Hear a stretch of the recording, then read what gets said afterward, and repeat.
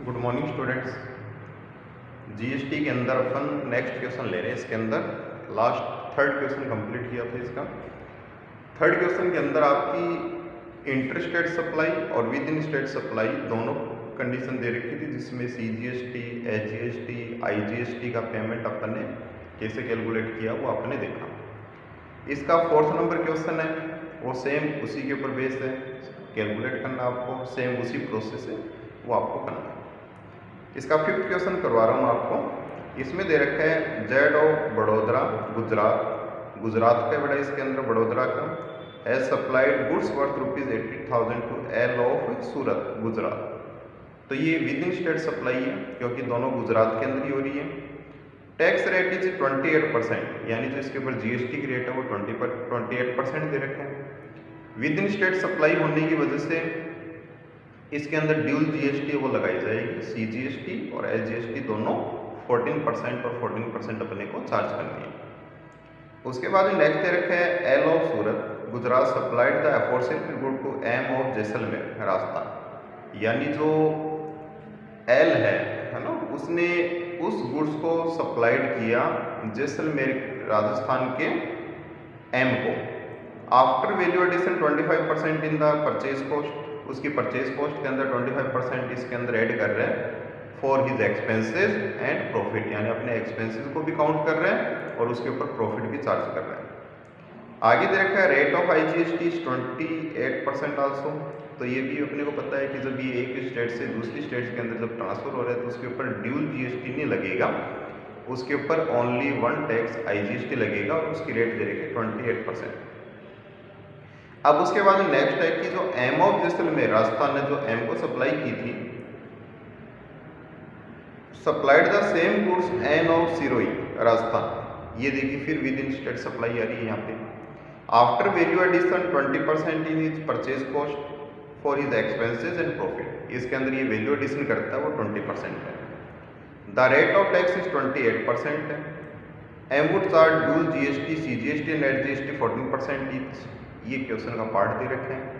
Calculate करवा रहा है आपसे total price charge by Z from L, यानी सबसे पहले स्टार्टिंग के अंदर जो जेड है वो एल से कितना प्राइस चार्ज करेगा।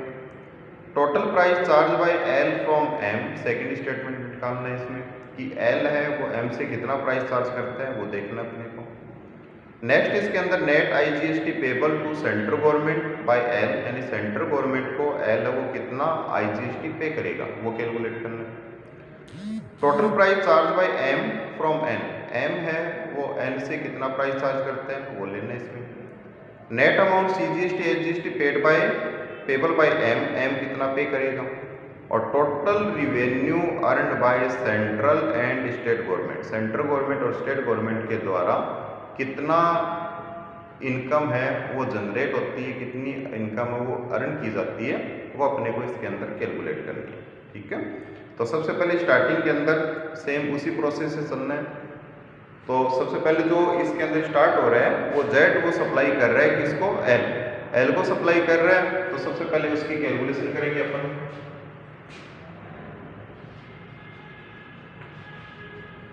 कंप्यूटेशन ऑफ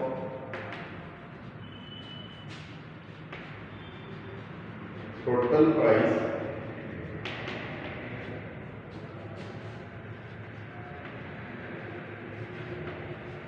चार्ज बाय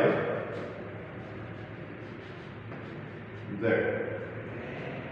अब किससे चार्ज कर रहे हैं, फ्रॉम।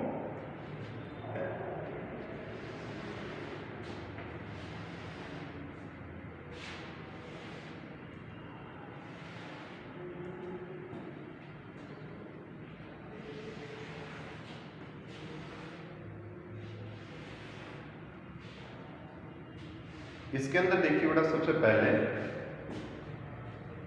ये अपना फॉर्मेट हो गया। इसके अंदर पर्टिकुलर्स, ये डिटेल का कॉलम रखना, ये अमाउंट का कॉलम है, अमाउंट है वो रुपीज का। ठीक है, अब जो सबसे पहले स्टार्टिंग जो स्टार्ट हो रहा है वो हो रहा है अपना जेड श्योर है, और जेड उस गुड्स की वैल्यू ऑफ गुड्स है वो कितनी बता रहा है, 80,000 बता रहा है इसके अंदर। तो सबसे पहले लिखेंगे इसके अंदर वैल्यू ऑफ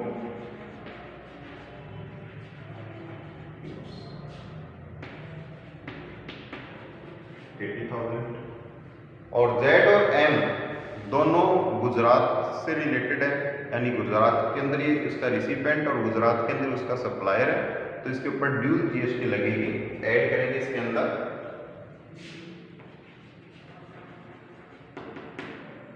सीजीएसटी, 18% रेट उसका आधा हो जाएगा 14%, एसजीएसटी ये भी 14%, दोनों 14% लेंगे। किसके ऊपर लेना है, 80,000 दे रखा है, उसके ऊपर अपने को निकालना है 14%, तो ये आएगा 11,200, और ये भी 11,200, 22,400, ये आ जाएगी आपकी वैल्यू ऑफ सप्लाई, 1,02,400। जो जेड है वो एम को सप्लाई करेगा, उस सप्लाई पर कितनी अमाउंट चार्ज करेगा, यानी कितना अमाउंट उससे वसूल करेगा, वो 1,02,400 है। इसके अंदर 22,400 का तो जीएसटी है, जिसमें सीजीएसटी और एसजीएसटी दोनों इक्वल है, और उसके बाद में जो गुड्स की वैल्यू है वो कितनी बता रहा है, 80,000। अब जो जेड है वो एल को गुड्स बेच कर रहा है, तो एल ने टैक्स पे किया जेड को, तो गवर्नमेंट को टैक्स पे करने की जो लायबिलिटीज है वो किसकी है, जेड की, यानी जेड है वो गवर्नमेंट को टैक्स का पेमेंट करेगा। तो इसके अंदर लिखिए कंप्यूटेशन ऑफ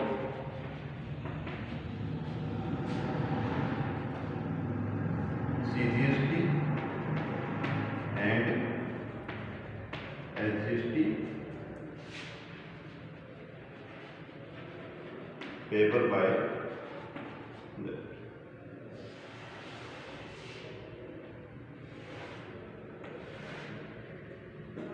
इसके अंदर सबसे पहले सीजीएसटी उसने वसूल किया है 11,200 का कलेक्शन किया इसने सीजीएसटी का। अब इसके अंदर कोई इनपुट टैक्स क्रेडिट पड़ा है क्या, वो देखना है इसके अंदर। लेस इनपुट टैक्स क्रेडिट, ये कुछ भी नहीं है, तो इतना ही इसको पेमेंट करना पड़ेगा, क्योंकि दे नहीं रखा अपने को।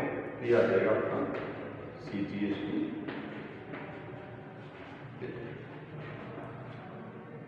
उसके बाद में सेकेंड इसके अंदर वो अपना एसजीएसटी है। एसजीएसटी का अमाउंट है 11,200, लेस इसमें से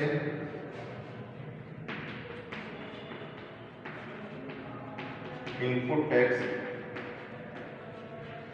क्रेडिट, कोई एसजीएसटी से रिलेटेड तो वो भी नहीं अपने पास, तो ये हो जाएगा आपका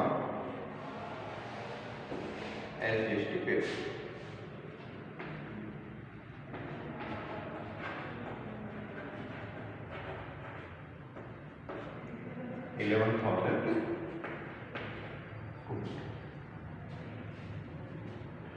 ये अपना फर्स्ट इसके अंदर जो सप्लाई है उसकी कैलकुलेशन है वो कंप्लीट है।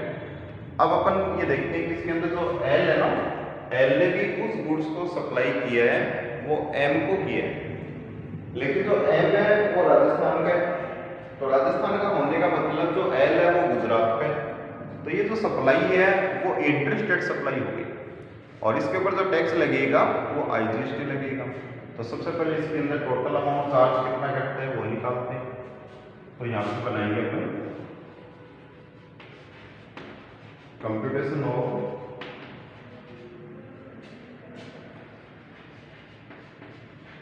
टोटल प्राइस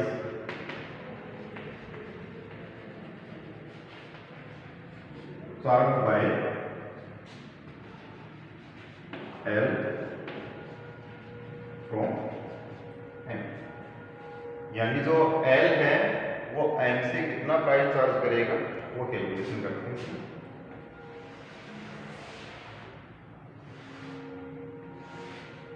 सबसे पहले इसके अंदर कॉस्ट ऑफ गुड्स है,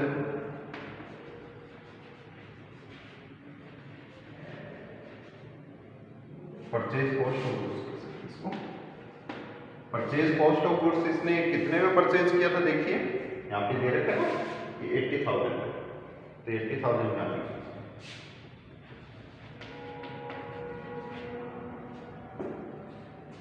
ऐड इसमें वैल्यू एडिशन, वैल्यू एडिशन कर रहा है अपने एक्सपेंसेस के लिए और अपने प्रॉफिट्स के लिए, तो वो दे रखा है इसके अंदर कितना करता है, इसमें ये 25% अपने को दे रखा है कि 25% ये वैल्यू एडिशन करते हैं, तो वैल्यू एडिशन इसका 25% हो गया, तो 25% का मतलब हो गया इसका 25% निकालेंगे तो ये आएगा 25, ये आ जाएगा 1 लाख, जो 1 लाख आपकी वो आ जाएगी वैल्यू ऑफ सप्लाई। अब जो वैल्यू ऑफ सप्लाई है उसके ऊपर अपने को क्या लगाना है, इसके अंदर जीएसटी लगाना है। अब इस जीएसटी के अंदर आईजीएसटी लगेगा क्योंकि इंटरेस्टेड सप्लाई है, एड आईजीएसटी 28%, तो ये 28,000 हो गया, इसका टोटल प्राइस चार्ज है वो आ जाएगा 1,28,000।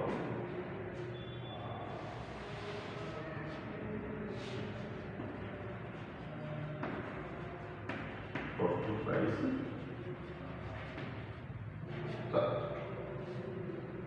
यानी टोटल प्राइस कितना चार्ज करते हैं, 1,28,000 है, वो एल है एम से चार्ज करेगा इसके अंदर, ठीक है।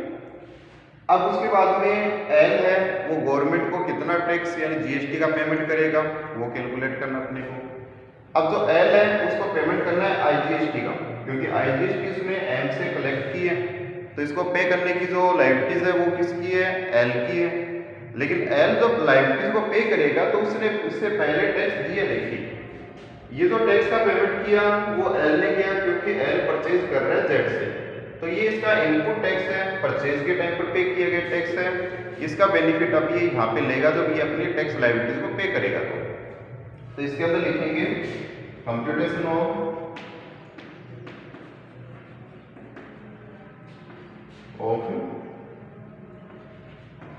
IGST payable by L.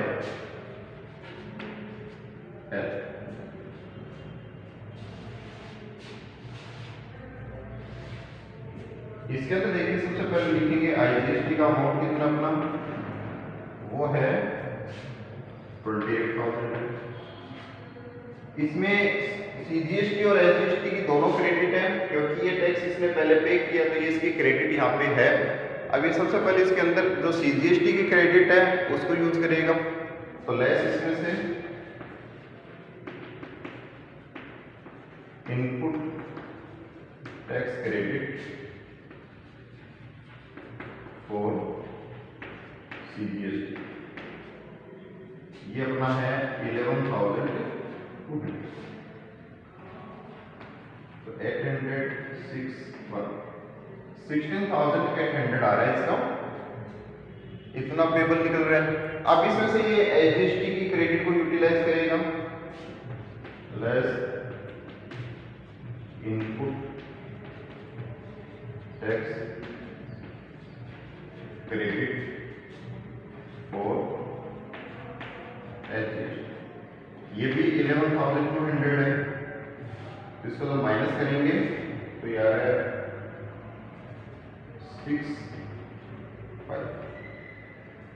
5,600, ये इसका आ जाएगा आईजीएसटी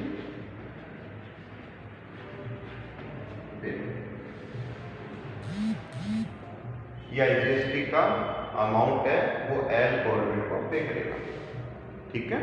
उसके बाद में जो एम है उस सप्लाई को कर रहा है एन को, और एन है वो सिरोही के अंदर है और एम है वो जैसलमेर का है। तो ये विद इन स्टेट सप्लाई होगी आपकी। अब विद इन स्टेट सप्लाई के अंदर अपने कैलकुलेशन की थी ना यहाँ पे, उसी टाइप से अपने को कैलकुलेशन करनी है इसके अंदर। तो नेक्स्ट इसके अंदर अपन बनाएंगे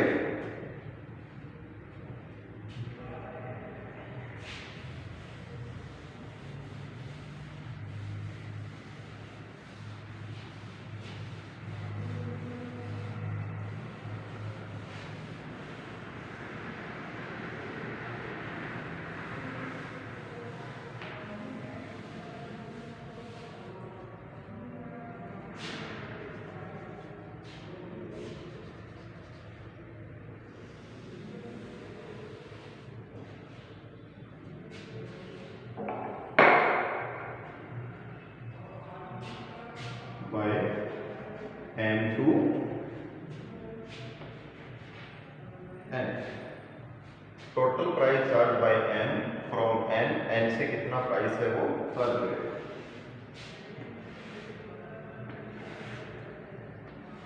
इसके अंदर लिखेंगे सबसे पहले परचेज कॉस्ट ऑफ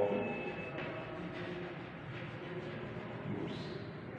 सबसे पहले इसकी परचेज कॉस्ट ऑफ गुड्स लिखना है। परचेज कॉस्ट ऑफ गुड्स का मतलब है कि एम ने इसको कितनी वैल्यू पर परचेज किया था विदाउट जीएसटी। तो इसकी 1 लाख अमाउंट है, वो 1 लाख रुपीज यहाँ पे अपन लिखेंगे।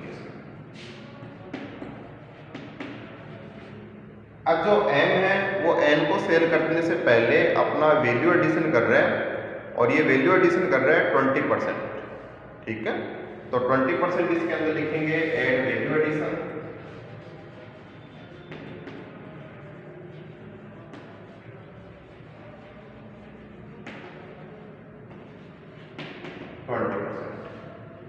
ये 20% किसका लेना है? जो इसकी परचेज कॉस्ट ऑफ गुड्स है उसका 20% लेना है। तो अपनी परचेज कॉस्ट ऑफ गुड्स देखिए कितनी है, 1 लाख ना, इसका 20% लेंगे तो ये आएगा 20,000।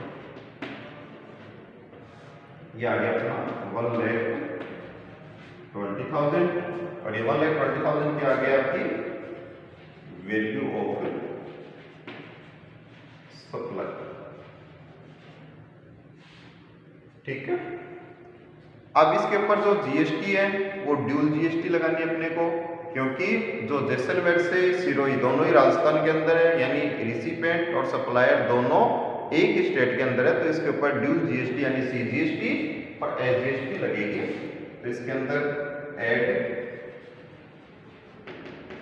सीजीएसटी और एसजीएसटी, और वो दोनों कितनी कितनी लेनी है, 14% ये और 14% ये लेनी है।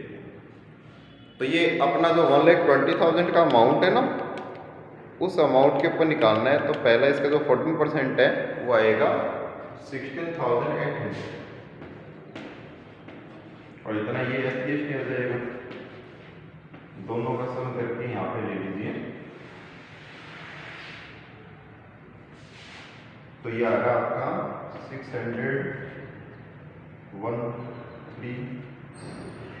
33,600। तो ये आ गया आपका 1,53,600। ये आ जाएगा आपका टोटल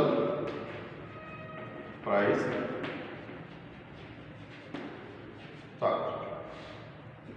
टोटल प्राइस है वो कितना चार्ज कर रहा है वो अपना बड़ा कैलकुलेट हो गया। अब उसके बाद में एम है वो गवर्नमेंट को कितना टैक्स पे करता है या उसकी टैक्स लायबिलिटीज कितनी है वो कैलकुलेट करना है। तो नेक्स्ट इसका जो फॉर्मेट है वो बनेगा अपना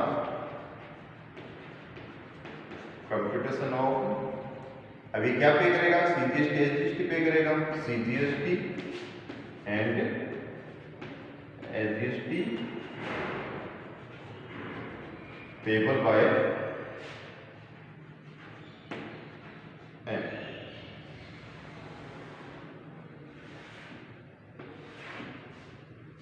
तो देखो बेटा, सबसे पहले यहां लिखेंगे अपन सीजीएसटी। सीजीएसटी गवर्नमेंट को कितना पे करना है, 16,000। ठीक है, अब ये 16,800 इसको पे करना है। इसके अंदर देखिए कोई इसने इनपुट का भी कोई बैलेंस पड़ा है क्या? बिल्कुल है। यहाँ पे देखिए जब इसने परचेज किया था तो IGST पे किया था 28% के अकॉर्डिंग 28,000, वो क्रेडिट अभी इसकी यहाँ पे है और उस क्रेडिट को ये CGST के पेमेंट में भी यूज कर सकता है और SGST के पेमेंट में भी यूज कर सकता है। लेकिन यदि CGST और SGST आपस में अगर अपन उसको इसके अंदर एडजस्ट करना चाहें तो वो एडजस्ट नहीं हो सकती। ओनली CGST और SGST की कंडीशन में ये है, बाकी इसमें अपन लेस IGST की क्रेडिट इसमें यूज कर सकते हैं, less input tax credit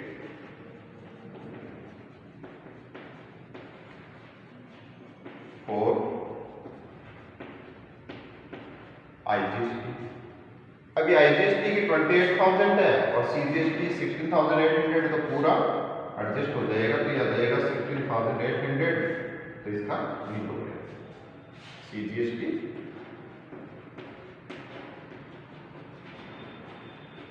paper. उसके बाद में SGST देखते हैं, SGST का भी इसको पेमेंट करना है 16,800 का। अब जो 16,800 का पेमेंट करना है इसमें भी देखते हैं कि कोई क्रेडिट है क्या, इसमें IGST का क्रेडिट कुछ बचा हुआ है, क्योंकि 16,800 अपन इसमें यूज किए हैं, तो इसको 28,000 में से माइनस कर देंगे तो ये आएगा आपका 11,200। तो 11,200 है वो अपन इसको SGST के पेमेंट के लिए यूज कर देंगे। तो यहाँ लिखेंगे लेस इनपुट टैक्स क्रेडिट और IGST। 11,200 है, इसमें से माइनस करेंगे तो ये आएगा आपका 5,600 के आगे आपका SGST पेबल आएगा इसके अंदर, यानी SGST का पेमेंट कितना करना पड़ेगा अपने को 5,600 SGST।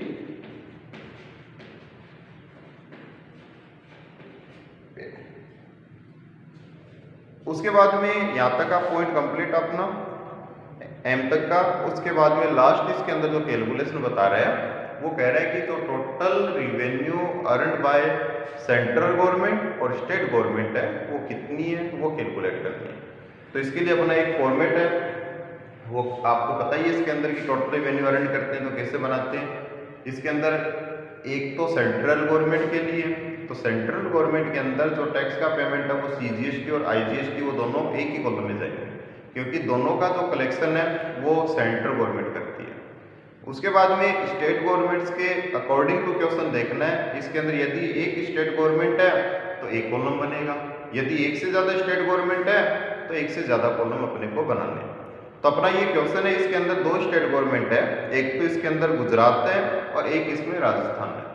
तो जो स्टेट्स के कॉलम है वो दो बनाने, एक राजस्थान का और एक गुजरात का, बाकी सेंट्रल गवर्नमेंट का एक ही बनाना है। तो इसके अंदर अपन नेक्स्ट फॉर्मेट बनाते हैं, इसके अंदर टोटल रिवेन्यू अर्न कितनी की वो देखते हैं।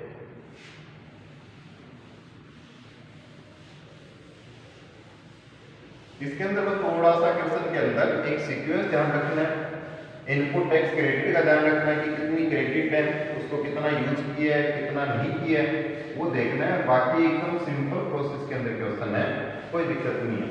और इसी टाइप के क्वेश्चन दे रखे हैं जिसके अंदर मैंने आपको दोनों टाइप के करा दिए, यानी इंट्रास्टेट सप्लाई है तो कैसे करना है, यदि क्वेश्चन में इंटरस्टेट और इंट्रास्टेट दोनों सप्लाई दे रखी है तो अपने को कैसे कैलकुलेट करना है, ये अपने दोनों पार्ट बड़ा इसके कंप्लीट करते हैं।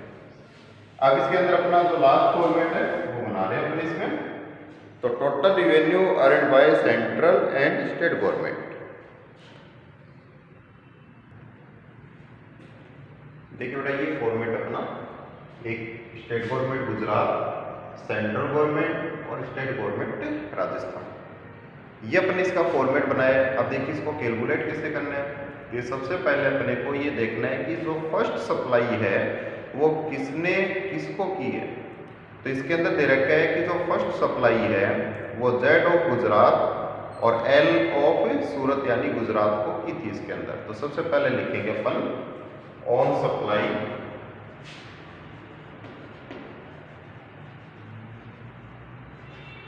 बाय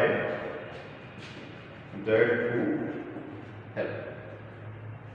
तो जो जेड ने एल को सप्लाई की थी उस गुड्स के ऊपर जेड है उसने ड्यूल जीएसटी यानी सीजीएसटी और एचजीएसटी का गवर्नमेंट को पेमेंट किया था, और सीजीएसटी और एचजीएसटी का जो पेमेंट है उसका अमाउंट देखिए आपका जो सेकंड स्टेटमेंट है उसमें मिलेगा, और वो है अपना 11,200 11,200 रुपये और 11,200 रुपये। राजस्थान को कोई भी इनकम नहीं मिलती, वो टैक्स करें। तो फर्स्ट इसके अंदर जो गवर्नमेंट को जो अपना टैक्स पेबल निकालते हैं उसमें पेबल अमाउंट है वो ध्यान में रखो पहले। तो ये पेबल अमाउंट दोनों की कितनी दे रखी है अपने को 11,200, तो इसमें एचजीएसटी है और इसमें 11,200 इसमें सीजीएसटी है, ये अपना इसमें अपन ने लिख लिया। उसके बाद में सेकंड सप्लाई हुई थी, जो एल है वो एम को सप्लाई कर रहे हैं, तो इसके अंदर लिखेंगे on supply by L two. जब एल ने एम को सप्लाई किया था तो ये इंटरस्टेट सप्लाई हुई थी, और इंटरस्टेट सप्लाई की कंडीशन के अंदर जो एल है उसने आईजीएसटी का पेमेंट किया था। अभी आईजीएसटी का पेबल अमाउंट देखो, ये अपना स्टेटमेंट बचा हुआ है यहाँ पे, इसमें दे रखा है कि 5,600 है वो एल ने पेमेंट किया था, किसका, आईजीएसटी का, सेंट्रल गवर्नमेंट को। तो सबसे पहले ये अमाउंट है, पेबल अमाउंट है, वो लिखेंगे, ये लिख दिया पहले। अब ये देखना है कि आईजीएसटी का जो पेमेंट किया तो इसमें इनपुट टैक्स क्रेडिट किसका यूज हुआ, तो इसमें सीजीएसटी को हुआ, इसकी कोई प्रॉब्लम नहीं है क्योंकि दोनों ही सेंट्रल गवर्नमेंट की अमाउंट है, इसलिए इसको एडजस्ट करने का रिक्वायरमेंट नहीं है। उसके बाद देखिए एचजीएसटी का पेमेंट इसमें यूज किया अपन ने, तो एचजीएसटी का पेमेंट यूज करने का मतलब कि सेंट्रल गवर्नमेंट की जो रिवेन्यू होनी थी वो रिवेन्यू अपन ने स्टेट गवर्नमेंट के अमाउंट से एडजस्ट कर दी, तो स्टेट गवर्नमेंट सेंट्रल गवर्नमेंट को उतना अमाउंट ट्रांसफर करेगी जितना उसका अमाउंट क्रेडिट हुआ है। तो इसके अंदर 11,200 है वो गुजरात सरकार यानी सेंट्रल गवर्नमेंट को ट्रांसफर करेगी, तो इसके अंदर लिखेंगे transfer by Gujarat state government to central government. तो 11,200 इसमें से माइनस हो जाएगा, 11,200 इसमें प्लस हो जाएगा, स्टेट गवर्नमेंट का रोल नहीं है। उसके बाद में नेक्स्ट देखिए यहां तक एडजस्ट हो गया। फिर जो एम है उसने उस गुड्स की सप्लाई की थी एन को, और वो भी राजस्थान पे, तो इसके अंदर सीजीएसटी और एचजीएसटी दोनों पेबल थी, तो इसके अंदर लिखेंगे अपन on supply by M to N. M N को सप्लाई कर रहा है तो इसका टैक्स पेबल अपने कैलकुलेट किया था, तो इसमें सीजीएसटी तो नहीं लगा, यानी सेंट्रल गवर्नमेंट को कोई टैक्स नहीं मिला, लेकिन एचजीएसटी का पेमेंट किया था इसने 5,600 का, तो इसके एचजीएसटी का अमाउंट गुजरात में नहीं आएगा बल्कि राजस्थान गवर्नमेंट को मिला है, इसलिए 5,600 अपन गवर्नमेंट में लिखेंगे, राजस्थान गवर्नमेंट में, और सेंट्रल गवर्नमेंट को कुछ भी नहीं मिला। क्यों नहीं मिला, क्योंकि देखिए इसमें सीजीएसटी का कोई भी अमाउंट नहीं है। एचजीएसटी का अमाउंट ध्यान रखना है कि कौन सी गवर्नमेंट का है, तो राजस्थान गवर्नमेंट का, तो राजस्थान गवर्नमेंट के कॉलम के अंदर अपन ने इसको लिख दिया। अब अपने को ये देखना है कि इसमें कुछ इनपुट टैक्स का कैसे एडजस्टमेंट हुआ है। ये आईजीएसटी का क्रेडिट सीजीएसटी में दिया, इसका कोई फर्क नहीं पड़ेगा क्योंकि सेंट्रल गवर्नमेंट है, लेकिन एचजीएसटी के पेमेंट में अपने आईजीएसटी का पेमेंट यूज कर लिया। आईजीएसटी का जो अमाउंट डिपॉजिटेड था वो सेंट्रल गवर्नमेंट के पास था, और उसको अपने यूज किया राजस्थान गवर्नमेंट के टैक्स को पे करने में, तो राजस्थान गवर्नमेंट उतना टैक्स है वो सेंट्रल गवर्नमेंट से लेगी जितना उसको एडजस्ट किया है। तो 11,200 है, उसके अंदर अपना जो अमाउंट है वो सेंट्रल गवर्नमेंट लेगी, देगी किसको, स्टेट गवर्नमेंट राजस्थान को, तो इसके अंदर लिखेंगे अपन transfer by central government to state government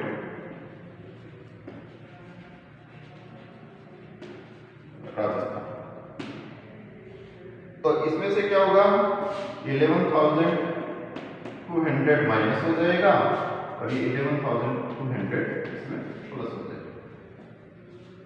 उसके बाद में इसका टोटल करते हैं अपन, तो टोटल रिवेन्यू अर्नड है वो आ जाएगी आपकी, तो यहां लिख देंगे टोटल रिवेन्यू अर्नड।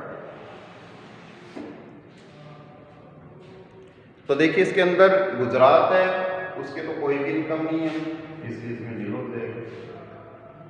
अब जो सेंट्रल गवर्नमेंट है उसकी रिवेन्यू अपन कैलकुलेट करते हैं, तो इसके अंदर अपना है, इसको अगर एडजस्ट करके निकाल लेंगे तो ये आएगा आपका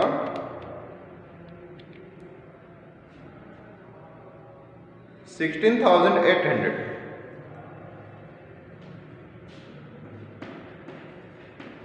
और ये भी 16,800 है। तो इसके अंदर सेंट्रल गवर्नमेंट और स्टेट गवर्नमेंट को जो रिवेन्यू मिली है वो है 16,800। ये बड़ा इसके अंदर इनकम है दोनों की। और इसके अंदर ये भी बताया था कि लास्ट जो टैक्स पेबल होता है, जो लास्ट टैक्स पे हुआ वो ये देखिए 16,800 16,800 है, उसके बराबर टोटल रिवेन्यू होगी। क्योंकि रिवेन्यू तभी होगी जब कोई पे करेगा, और बीच के अंदर जो टैक्स पे हुआ वो सारा एडजस्ट हो गया, यानी पहले में से सेकंड वाला, सेकंड वाले में से थर्ड वाला, तो ये बड़ा माइनस हो जाता है। तो उस कंडीशन के अंदर वो रिवेन्यू है वो डबल रिवेन्यू नहीं होती है, बल्कि एडजस्टमेंट होके जो फाइनली जो कंजम्पशन के ऊपर टैक्स पे होता है, यानी जो एन है वो अपन मान लेते हैं कि जो फाइनल कंज्यूमर है, तो ये इतना पेमेंट करके गुड्स का परचेज किया और इसको कंजम्पशन कर लिया, तो कंजम्पशन करने पर जो टैक्स पे होता है, यानी जो फाइनल जो पॉइंट है उसके ऊपर जो टैक्स पे होता है, वही टैक्स है वो एक्चुअल के अंदर गवर्नमेंट की रिवेन्यू होती है। तो अपनी रिवेन्यू कितनी है इसके अंदर 16,800 और 16,800। तो ये बड़ा आपका क्वेश्चन है। ऐसे इसके अंदर नेक्स्ट क्वेश्चन है, तो वो भी बड़ा सेम ऐसा ही है, इसके अंदर कोई दिक्कत नहीं आएगी अगर आप इसको कैलकुलेट करो तो, ठीक है।